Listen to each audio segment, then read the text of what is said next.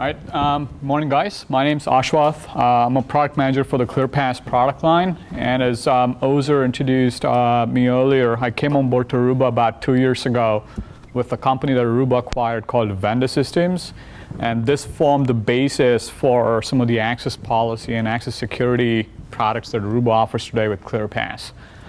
So before we take a look at some of the tee-up slides, and before we take a look at what ClearPass is all about, something that I'd like to emphasize here is what Partho was talking about through the first few bits of his presentation, right? So all of the discussion was focused around a couple key entities. One of it was the user, and the other was the device. So be it voice calls, be it video calls, be it AirPlay, AirPrint services, any of those things. It's all about who, what device, what are they trying to do. So that's essentially the underlying theme for all of this. Now, most of you don't have Ethernet ports. I see that some of the laptops here do.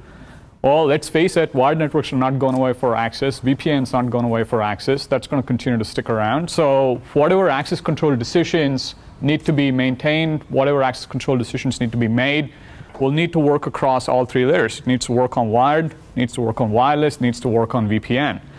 So how do we orchestrate this, and what would actually form the basis for some of these policy controls and some of those things? Now, this is a scary word for most people. They like binary things, like it's on or it's off. My user's on the network, my user's not on the network. My user's not on the network, let me send someone over there, find out if the network cable's busted, right? Or let me see what's going on with my access point, or let me see what's going on with the client device, or let me see if the AD account is expired. But what do we do once the user's on the network? How do we figure out what they're allowed to get access to, what they're not allowed to get access to? And how do we do this in such a way that it doesn't become a big, rubber band ball where it can't untangle it anymore? So how do you keep it simple? How do you keep it secure?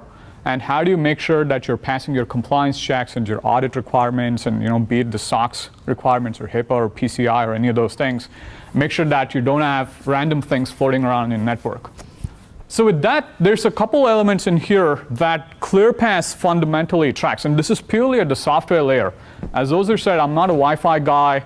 I'm not a wired networking guy. I'm a policy and security guy. So it's what we're doing with policy and security, and how do we work this across all of these three access layers. So the key question is who and what. As I said, the user and the device. You need to know that it is me, Ashwath, on a MacBook, or me, Ashwath, on an iPad, or me, Ashwath, on an Android phone, or whatever it may be. You also need to know when, where, and how. So we talked about bonjour, we talked about proximity of devices, we talked about automatic stitching of flows to make sure that certain devices are visible at certain points of time to these users. So how do we do this? So how do we know that, if you're a secure enterprise and you say, hey, I don't want to allow access to certain resources on a weekend because that's going to fall through my compliance laws, can you cut it off in a seamless way? Can you make sure that a particular application that you think is bad, let's say the networking field day guys say Angry Birds is a bad application, we won't like it if any of you guys install it on your iPads. So if we get to know that, can we make changes at the network layer given that you have a bad application? What happens if you have a jailbroken device? What happens if you have a device that you got from your IT guys, you decided to run out there and install your own software and break the stack? So can we figure out all those things? And can we make access decisions at the network layer to affect this? Now, Partho also talked about a couple other concepts about how the VLAN concept is a big monolithic block. We're moving towards a more fluid role-based access control element, which helps you figure out what's going on as and when things move. And with that, it's essentially coming back to your Wi-Fi equipment. It's coming back to your access switches. It's coming back to your VPN concentrators, such as your Cisco ASAs and your Juniper SSL VPNs and the Aruba VPN concentrators, so on and so forth. So Simple options. Permit deny, on, off. That's it. Nothing else. You're either on, you have full access to every single thing, every single server that Aruba's got in the enterprise, or you're off network. You have the option to whitelist, blacklist. You have the option to quarantine users or redirect users. And every one of you who signed on to the guest network here today were redirected to a captive portal. Then we said, key in your guest credentials, you keyed it in, and then we gave you internet access. Now, you're on Aruba's corporate network. You're connected to the same access point that I am connected to with my laptop. But the network path that packets from you are taken to our WAN gateway is very different from the network path that packets from me are taken to the WAN gateway. Yeah. Okay, so yeah. You're effectively replacing the old VLAN paradigm with access control lists at the edges and policy-based routing. Essentially, that would be the enforcement, right? So the enforcement is done by, say, the mobility controller.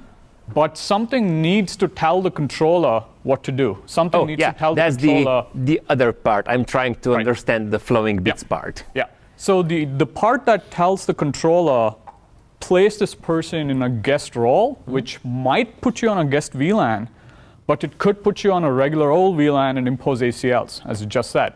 It might impose a rate limiting condition on your connection and say, hey, you as a guest user sitting in the parking lot, I don't want you to be streaming Netflix movies at 1080p, chewing up my WAN bandwidth, so I'll bump you down to, say, a meg, whereas my corporate users get the whole enchilada. So the entity that's telling the edge what to do, in this case, would be ClearPass. So ClearPass says, hey, by policy, by security policy, by IT policy, by network policy, we've figured out that this is a guest user, and this is what needs to happen at the access layer. Does this work for non-Aruba wired edge today? Absolutely. So one of the things that we'll talk about as we roll through the product demo is that I came on board to Aruba through a startup. And being a startup, you obviously can't play favorites with networking vendors, yeah? So one of the key tenets on which this product was built was open standards. There's nothing that this product does that is not based off an open published standard, including communication with our own equipment. So when we speak to our controller, we're using the same language that we'd use to speak to a Cisco switch, or to a Juniper SSL VPN solution, or to anyone else. So do you do dynamic ACLs to a wired port? Is that what you're doing? Absolutely. So we could do dynamic ACLs to a wired port. In the Aruba world, where Partha spent a bunch of time talking about how ACLs and VLANs are primitive constructs from the standpoint of what you could do on the network. But how do you turn that from permit IP any to a particular host to say, I'm going to do that for a certain category of users or a certain category of devices. And that is where the Aruba role-based model comes in, where your ACLs, your VLANs, they're not that important anymore. I could be on a variety of VLANs based on where I'm at. I don't actually work in this building. I work in a building just outside from here, across the aisle. When I move here, I'm switching VLANs, but my access privileges stay the same. So you no longer have to worry about making sure that all of your routes are proper. Like back in the day when we started 2006, 2007, we threw out a couple pilots at the startup. One of the key problems that we found was that there were routing problems. Like you'd plug out from one switch, plug in another switch. You go to a different VLAN, great. But the plumbing in between is not there to say, take this VLAN and give routing access to certain resources. So you can abstract away some of those concepts from a policy standpoint and say, I'm going to give this guy guest access. I'm going to give this guy employee access. And what that translates down to is left to your network. So in a large campus, you could be on VLAN 1 with controller 1, VLAN 2 with controller 2, but you'd still have employee access, which is giving you the same privileges. So effectively, you're throwing out those large VLANs that we also love to hate. Yeah. And you replace them with either access lists or smaller VLANs or whatever, and you don't care what it is because you're tying the user to the policy. Yep, absolutely. That's the key element. So the VLAN construct, the ACL construct is now a network-related chore. Just you a have tool. to create the plumbing, but the orchestration is now up to the policy layer. So the identity systems, are you still guys originally? I knew you folks before the acquisition. Yeah, I'll meet you at a vendor, yeah. So it's still doing TACX authentication, fully licensed with that with Cisco. Wow, so that's unique. And then Really? And then multi-AD authentication. Yes, we're still doing multi-AD authentication. We're still doing TACX Plus. Does everyone here actually know how important multi-AD authentication actually is? How cool that is? So that means you can point to like multiple AD infrastructure support, and you can actually take a policy enforcement from your user and match them against multiple places that they exist. Open LDAP, this AD store, and TACX, and then say, based off of all the matching parameter sets, I can do something with you based off of you matching here, here, and here. Or you only match here and here, I'll do something different. Yeah, something that's a interesting assumption in the corporate world is that your identity store is homogeneous. So people just assume that you have an Active Directory or an LDAP store or a Kerberos store, or you're using certificates, whatever it may be. But more often than not, your companies go through mergers, acquisitions, all these things. Like I came on board through an acquisition. We had our own directory services. Aruba has its own directory services. I have an account with the startups directory services. I have an account with the Aruba directory services. And these two things don't trust each other. They don't know about each other. They don't even know that the other service exists on the network. So with ClearPass, we can do very interesting things. So when I log on to the Aruba network, we can optionally authorize me with my startups directory services and find out, hey, what's my group memberships of the startup services, or what lab resources do I have access to, so on and so forth. So completely independent, disparate identity stores can be coupled together with authorization and authentication policies to help drive some of these advanced use cases, which effectively forms the baseline for the product. The product does several things. Product, runs you through core AAA services, runs you through guest access. You guys logged in this morning. It helps with the BYOD problem. I know that phrase is being beaten to death, but believe it or not, the problem's only just starting. So media guys, they're ahead of the curve. They're like, all right, BYOD done, what's next? But if you take a look at device proliferation, it's starting now. The brand new iPhone's going to go out. How many of you are queuing up for the new iPhone? Come on. Sure, One. That's it? Two? Everyone. Four. All right, there we go. So there's going to be a bunch of new devices floating around in the network. Was it new, was it? Sorry, I missed you. There's something new? Yeah. It's all right. Yeah. So are you still doing the payment portal? Yes, you we still have 6 payment gateways now. When we spoke with you last, we had 1. One. Okay. Yep. So one of the interesting things that we did, the case that Ed's referring to here, is we had a university approach us and decide, hey, we have summer programs. Kids are gone. We have summer programs. High school students coming in, other people coming in for summer camps. We don't want to provide these guys free access to our WAN links because it costs us money to buy, internet access. So they came up with a plan where they said, if you sign up for a legitimate summer program, great, you get free access. We'll just give you a scratch card token. You key in the token, off you go. If you happen to be a parent, if you happen to be a sponsor, if you happen to be someone who's just there to help out, you need to buy internet access. So, $7 a week, $10 for 2 weeks, whatever it may be. Now, in this case, what we did was we said, okay, we need to integrate the payment gateway. And we went ahead and did it. And this university actually recovered all the costs associated with the policy platform in under 9 months, just off of that internet, transaction mechanism. So, as I said, the product does several things. But the core tenet, irrespective of what you're trying to do upstream, is the who, what, where, when, and how. Be it a guest user, be it a BYOD, be it an employee, or any of those things. One of the key things here is the multi-vendor DNA. I'd like to emphasize that here in the sense of there's a question about Cisco switches or non-Aruba gear, so on and so forth. It is all standards-based communication. Every single access vendor in the industry speaks the same language. Because they're speaking the same protocol, everything just works. There are nuances here in terms of Cisco will say, hey, we can do more. And I will say, hey, we can do more with our controller because we have advanced capabilities, but the transport is still the same and the language is still the same. So we're always going to be able to keep up with what the edge can do. If the edge moves, we move with the edge. So if you authorize a user on the network, maybe you put them on guest for whatever reason, however they profiled. While they're on the network, they make a change. They download Angry Birds while they're on there. Are you able to change authorization? Yep. So that's a good question. So there's a couple mechanisms here. We're talking about now reactive access control as compared to proactive access control. So proactive is easy because connect time, you make a decision, off you go. Yeah.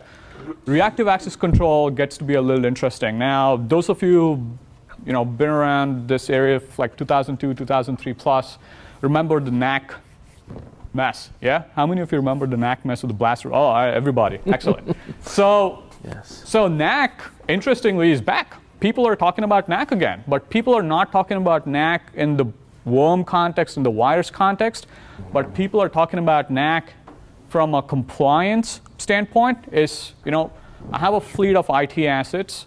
I want all of them to have, Microsoft Windows 7 Service Pack 2, hotfix KB, 1, 2, 3, 4, 5. Can we make sure that that's in place? If it is there, I'm good to go. We have a fleet of iPads that we just bought from Apple. These devices happen to be managed by, an MDM play, be it Aruba's own MDM solution or be it the Mobile Lions and the AirWatches and, of this world. Can we make sure that when this device connects to the network, its MDM compliant status is, a thumbs up? Can we make sure that the device is not being jailbroken? Let's face it, layer 2 auth, you have no data about a jailbroken device. Layer 2 auth, you have no data about Angry Birds being an application that's, a bad application. So what ClearPass does in this case is we actually work closely with some of these contextual systems, and we can leverage that context to affect your L2 and your L3 status. So if we get a message that a device is being jailbroken, if we get a message that someone's installed Angry Birds, we can boot the person off the network. But we need to get the message, right? So we're a consumer of context. We like context, be it from your directory services, be it from our profiling services, be it from third parties such as MDM servers, or be it from external firewalls, be it the application visibility that the Aruba controller provides. We're a sink. We like to take all of that in, and then we let the administrators orchestrate policies around this to say, hey, do this when something happens. So booting them's not the only option. You could do whatever you wanted. Move them somewhere, rate limit them. Yep, absolutely. So, and this goes back to one of the things that Partho was talking about. Previously, you could go from full access VLAN to quarantine VLAN. Now it's highly possible with Aruba gear, for example, that you and I are on the same VLAN, you and I have neighboring IP addresses, but your access control privileges are very, very, very different from my access control privileges. So again, going back to the VLAN construct, yes, it's plumbing, but from a policy standpoint, we can do way more than just steer VLANs. So what are you saying for guest access? I've seen some customers want to maintain a mobility anchor, guest anchor in the DMZ. But when you go down the path of dynamic ACLs, you can easily put an ACL on that wired port or in the controller. Yeah. Do you have any sort of high-level recommendation saying, hey, ACLs are fine, or would you rather see a guest anchor? Cisco world, yes. Aruba world doesn't matter. So this goes back to what these controllers can do and some of the questions that came up earlier about why not commodity APs plus software-defined paths for controllers and stuff. So there is a difference in terms of what these systems can do. There's a difference between what an Aruba controller can do on the edge versus what a Cisco controller can do on the edge.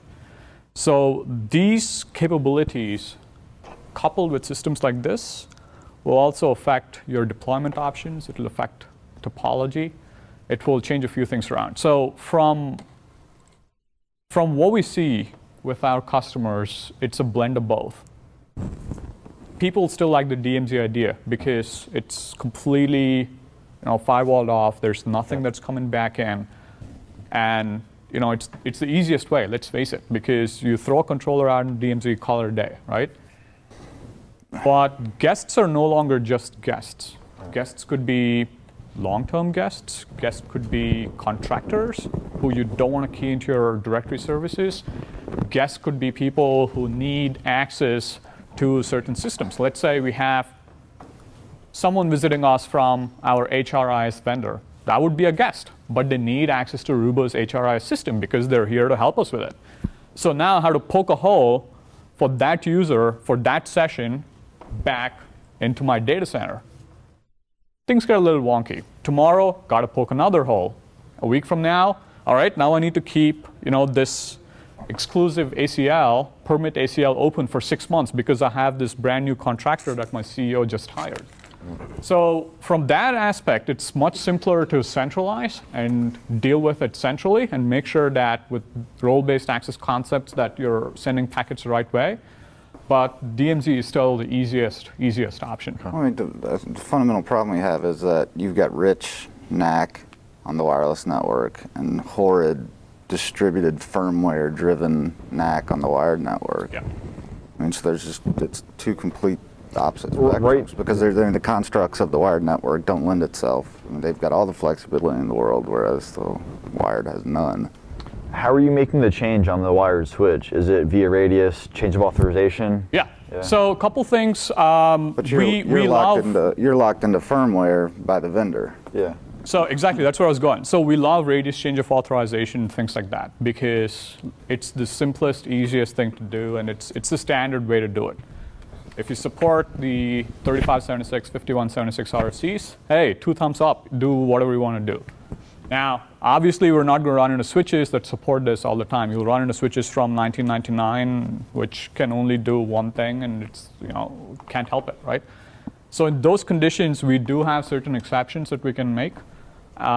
We can talk to these switches using legacy things like SNMP. We don't like doing it. We don't suggest that you do it. But push comes to shove, why not? Is it radius COA as well from ClearPass to the Aruba controller? Yes. The reason I ask is if I have a customer that has Aruba Wireless and wants to deploy a third-party BYOD solution, what functionality, I guess, would you see as being lost in that model?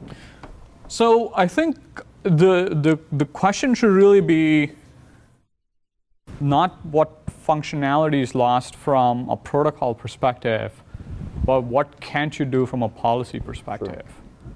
So the policy angle is very different. Let's say Juniper can speak 3576, Aruba can speak 3576, Cisco can speak 3576, everybody can speak 3576. That's not a problem. Open source radius servers can speak 3576.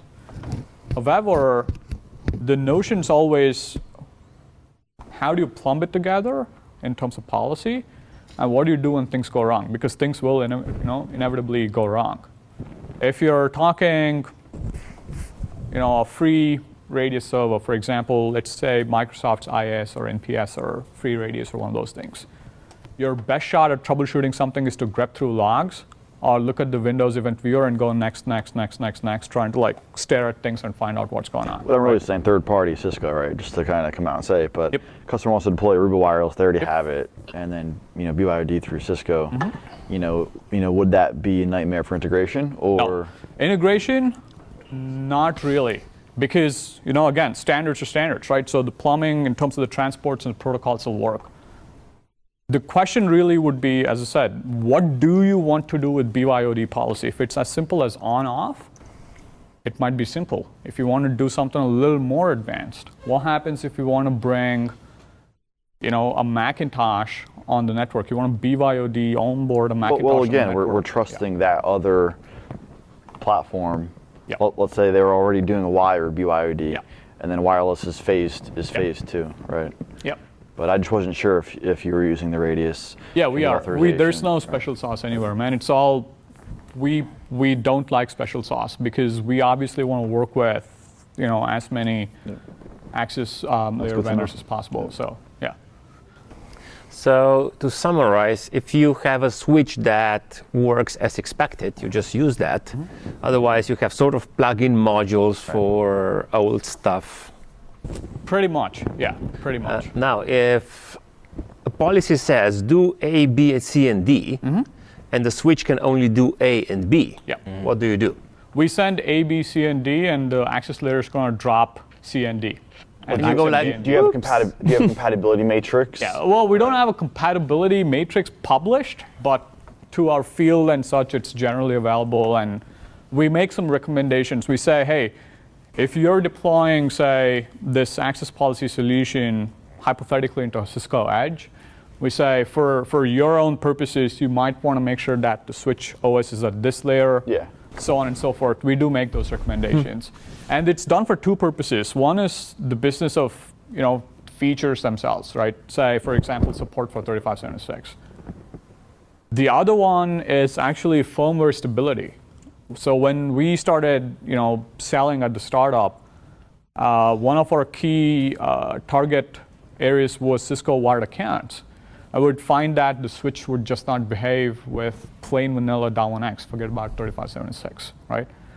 So we've learned some of those things, trial by fire kind of thing, and we do make those recommendations to our customers and to our field. So some of those guides do exist. But could you easily, because again, Cisco has, for their switches anyway, they have their own matrix online for their own BYOD solution. So do you just take that and say, hey, make sure you're up to speed on like that rev software? Yep. Okay. Or if you use Aruba, then you're good to go. Right. Really? So what I'll do is I'll switch over to a product demo. These are the only two slides that I had, so you guys actually get a feel of what the product's all about. So, What's the current market share? sorry, What's current market share in 802.11? 11. Aruba's current market share is floating around 15%. With 11N, I think it's a little bit higher, but. What are you thinking? I was curious what's going up. How do you find going toe to toe with ICE? Tough. If someone has ICE already, or converting a customer, or a customer who's looking at a NAC solution, do you find they come your way? Do you find that it's a hard fight, or do you find it's sort of same ground? That's an interesting question. So Because it's same but different with the products. one of the things that our customers constantly tell us that they like is the fact that we're not tied to Aruba, even though it's an Aruba branded product. It can do every single thing that is allowed for by the NAS in a standards compliant way. So if you decide to swap out your Cisco switch with a HP Procore switch 6 months down the line, you don't have to go about reorchestrating things on the policy end. So that comfort is key to our customers. The second thing that they tell us is that all things considered, they like the fact that we're not doing anything special by invoking RPCs or like SOAP APIs or some CLI commands or some random things like that, right? So while you could do a lot of things with some of these network equipment that you might have in place, if the network equipment moves, then your policy has to move with it. If a CLI command changes, and Cisco is a prime example of this, in minor revisions, which they have in brackets, they've changed entire commands for things like Down1X. So if you're going to try and CLI and change your CLI commands on the fly, guess what? You're going to have to rewrite your enforcement scripts all over again. So the key thing that we find here is that the vendor agnostic behavior is important. The fact that the core AAA services in terms of complete mutually separate authentication and authorization is important. The fact that we have support for multiple directory services, the fact that we can authenticate with an Active Directory but authorize with a SQL source, so on and so forth. Those are the key things where it's a different way of doing things. You could get to the same place, but how easily can you get there, and how maintainable is it once you get there? Is ClearPass appliance or a VM? It's available as both. We're not in line. So it's an off-the-shelf box, and it's just custom, hardened Linux software running on top of that. Okay. It's super fast to install. And it's available as a VM and as a appliance. Like some of the customers like hardware, right? They like a box that they can rack and like plug a cable into it. So here you are, and if you have the VM infrastructure to go with it, then load up a VM and off you go. Yeah. How about pricing comparatively? Is it? That would be a question for our field. I think from a list price standpoint, we're very comparably priced, but we all know that list prices are list prices. So. Yeah. Are you saying real quick, single VM, single box for even large scale? So the answer to that is yes and no. Yes, because the software is exactly the same. No, because the boxes just have more CPU and more Are memory. there different roles in terms of Nope. UI database? Nope. Obviously, ISC has all these roles, right? No, none of those complexities. Personas, right? No personas, no complexity. What about HA? Sorry? HA, sharing state amongst your... It's clustered. State is shared at multiple levels. Obviously, database config gets replicated, hub and spoke. Runtime state is replicated on a multi-master basis, so that just happens seamlessly across the You board. might shut it down or whatever, and you've lost NAC. That's Oh all. no, No, it's I know it enforced it, full pushed it full down. HA, yeah. But cool. That's all From that standpoint, you get so one of the things that again, from the standards compliance standpoint, we didn't go about trying to build a brand new HA system that would fail over in like 200 milliseconds. All we said was, hey, guess what? Your switch and your controller and your VPN concentrator can have multiple servers that they can hit. Server 1, server 2, server 3, server 4. And those guys can be configured to, send keep alive pings and all those things. So let's just use the infrastructure that's made available and let's build a scalable clustering solution. So from an HA standpoint, we actively rely on the access layer to help bounce things off if it finds that one of the servers is dead. We do provide certain capabilities, such as a virtual IP between boxes, so that we can bounce things off internally. However, from a state standpoint, the state is fully replicated across all these boxes, so you can have a geographically distributed cluster and scale to millions of devices without any problem. Here's a question. Yeah. Can you do everything you're talking about with TACACS on the same box? Yes. I mean, well, TACACS is for network authentication authorization primarily, yeah? So if a device speaks TACACS with us, we can do full TACACS authentication So you can and use the full same command platform for authorization. device administration as you can for BYOD. Absolutely, yeah. It's one single platform with. You didn't say that out loud, did you? I just wanted to clarify. I know where you're going with that. So it's one single platform. Again, to emphasize, it's one platform that does core AAA, guest, BYOD, NAC, and TACACS. All of it. And there are no personas, there are no inline nodes, there are no database boxes, How do you do monitoring VPN without boxes. an inline node? Sorry? How do you do VPN without an inline node? So VPN for presumably we're talking about NAC for VPN, right? Not plain vanilla VPN. Because plain VPN access is just a radius transaction from the VPN concentrator to a radius server. The question is, how do you do NAC on VPN? Yeah. So which is, how do you make sure that your device is healthy before you grant it VPN access? So in Aruba world, we go back to the notion of roles. So when a user connects into a VPN session for the very first time, and if your policy says that this user needs to go through a health check, ClearPass is gonna punt them over into a quarantine role that says, hey, I don't know your health state, so fine, here's your tunnel, but you can't get anywhere. You obviously need an agent on the endpoint that's scanning for health, yeah. So scans health, sends data over, we evaluate health and say, good to go, change of authorization to full access. Cisco's been promising this support for a while in terms of they're saying, ASA is going to have the 3576, 5176 support. When it arrives, that's what we're going to do. For now, what we do is we just ask the client to re-authenticate instead. So we put them into class 1 pre-health, class 2 post-health. So that's one of the things. I mean, because we don't need an inline node, we don't need the horsepower, to be able to deal with packets coming in. If the box goes, you don't need, super quick HA. So there's a lot of benefits that we get by staying completely out of band.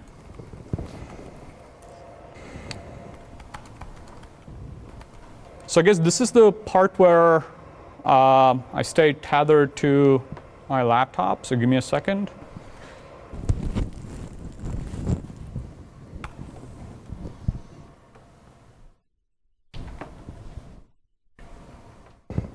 So one of the cool things, you're no longer tied to software code releases to be lockstep with the code release you're running on their platform. Right? That's slick.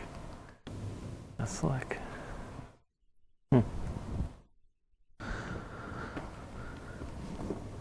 All right.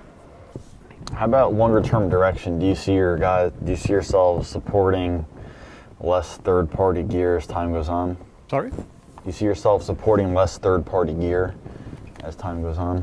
One of the things that we went to market with. Yeah, I'm being honest. So one of the things that we went to market with when ClearPass was launched, with Ozer and the rest of the marketing team's assistance, is like last March, was it, Ozer, when we officially announced ClearPass-ish, sometime around last March, I guess. Yes. One of the key tenets on which we went out was continuing multi-vendor support. We're not dropping that. We're not going to do, special things just because it's an Aruba controller. As I said, look, if advanced capabilities are provided by, say, Cisco access layer 6 months down the line on the wired end, we want our customers to be able to make full use of that. We don't want to hamstring them by throwing in artificial considerations.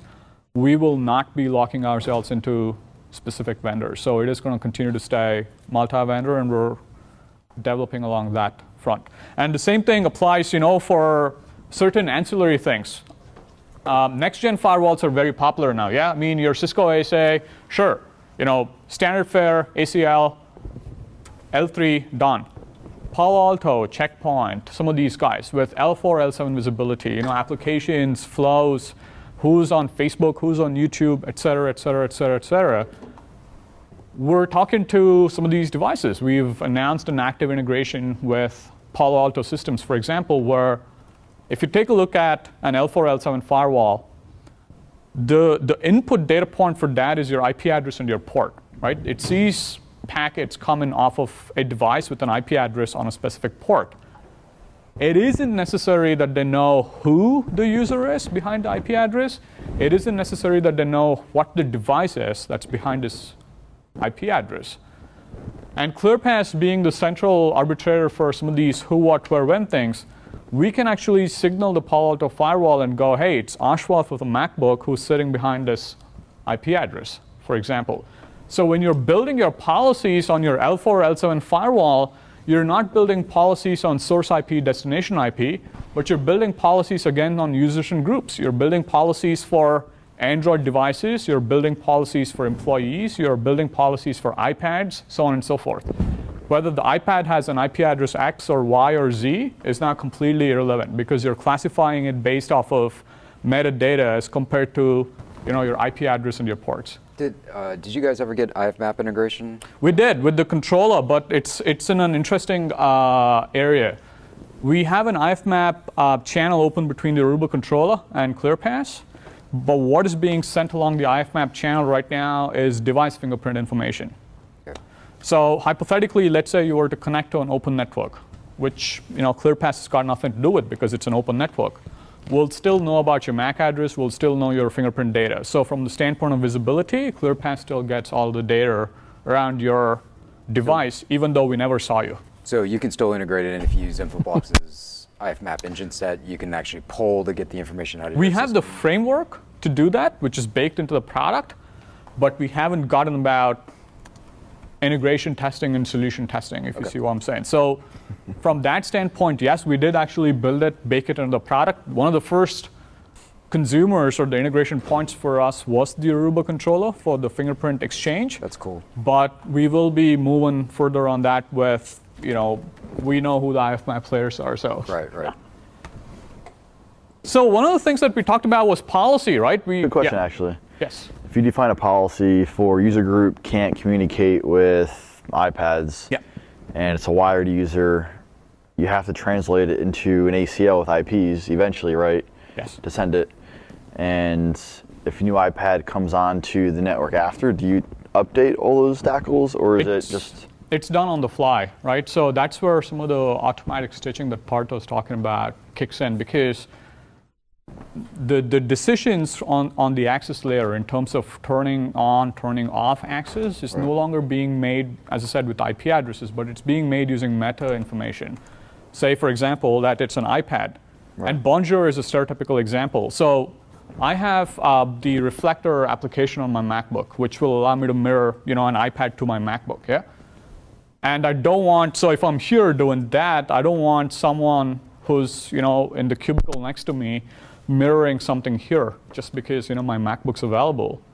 So I can set sharing preferences that say, share this with, say, myself and with Partha and with Ozer and no one else.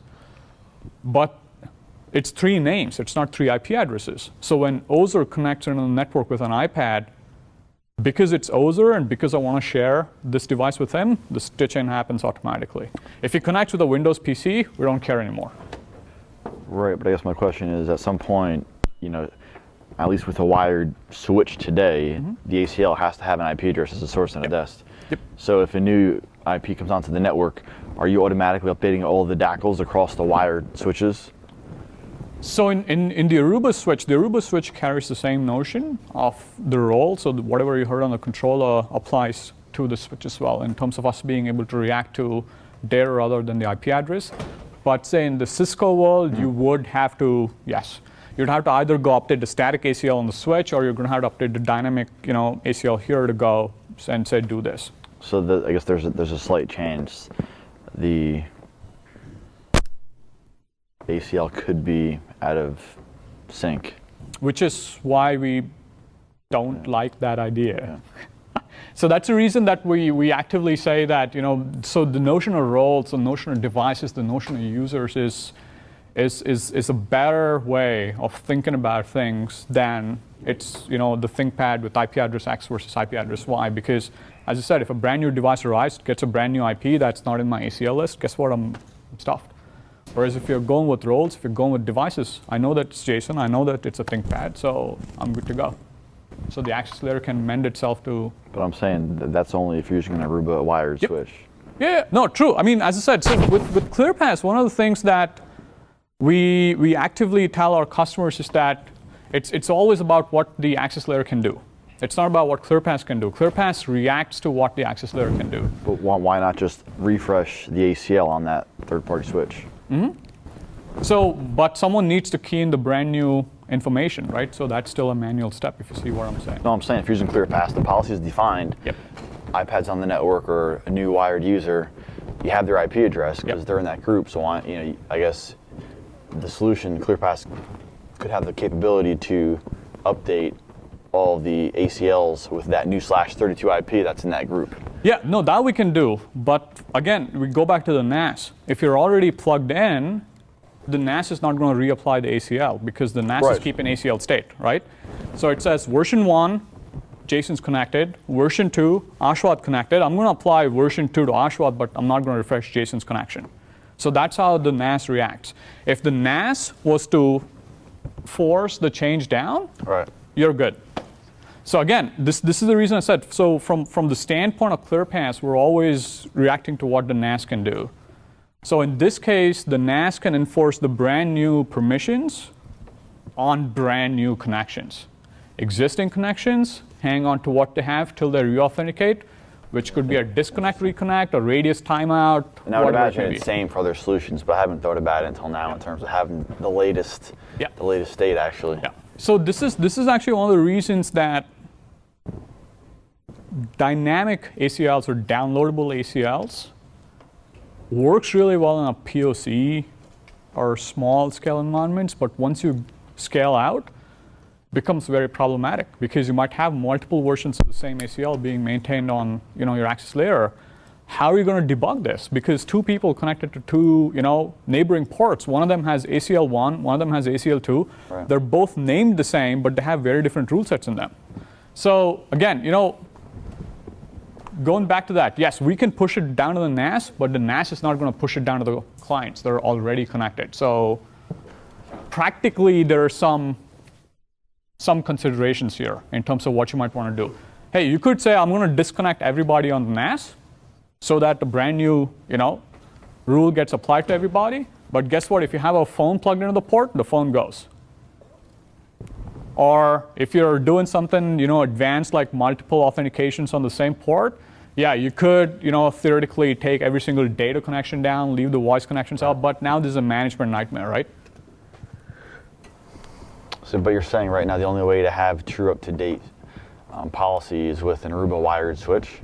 With anything that adheres to the notion of... Is there a protocol? Is it Bonjour? Or what is it? This is all just still driven off of radius, right? Because we're only speaking radius with the controller. ClearPass doesn't see any of the MDNS traffic. That's what I'm getting at. So why aren't you doing a radius, COA, and change the ACL automatically? No, that we could. But as I said, what happens to the rest of the people who are already connected to the switch? If you see what I'm saying. It's a port. It should be a port-based ACL, right? Yeah. So it's only that one user. You could do that. Yeah, if you want to do that, you could do that. But again, it's a security hole, right? For that user, you enforce the new rules, but what about the rest of them? Do you want to enforce the same rule to the rest of them? Of course, if the policy, is applied to them. Yeah. As I said, yeah. So that's exactly my point. So if the policy is applied to them, ClearPass can react to that. But automagic refresh for, say, 50 users connected to the same Cisco, 3750, there's no magic. It's got to be a refresh. But to the one user who's connecting, yes, we can change the privileges to that user who's now arriving on your network dynamically. That is not a problem. Does that help? I mean, we can take this offline. Yeah, okay. So I guess one of the things that we did want to talk about here was, we said policies, right? And we said, hey, it's all about who, what, where, when. And one of the things that we've tried to do with ClearPass is to take what would be, let's log in. What would be a business problem and turn that into a policy decision, right? So stereotypical use case is secure wireless access. You have employees, you have a wireless LAN network, you want to protect it, you want to turn on WPA to enterprise, and you want to authenticate users with certificates or with usernames and passwords or whatever else. And if you think about this from a network administrator standpoint or from a security administrator standpoint, there's only a bunch of variables. There's a certain set of variables around, all right, what network devices do I want this to go off of? Do I want it to be campus-wide, all of my controllers?